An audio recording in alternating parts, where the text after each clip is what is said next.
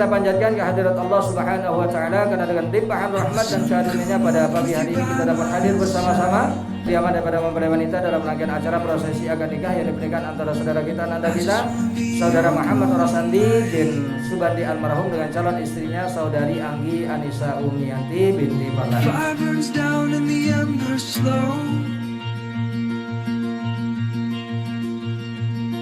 But I never get cold when it's you I hold.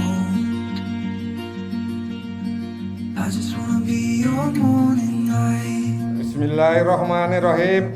Ananda Muhammad Rasandi bin Subandi, saya nikahkan engkau dengan anak kandung saya yang bernama Anggi Anissa Umiyanti dengan mas kawinnya cincin emas seberat 5 gram dan uang 117.700 rupiah tunai. Saya terima nikahnya Anggi Anissa Umiyanti binti Parlan dengan mas kawinnya cincin emas seberat 5 gram dan uang 117.700 rupiah tunai. Hadirin sah.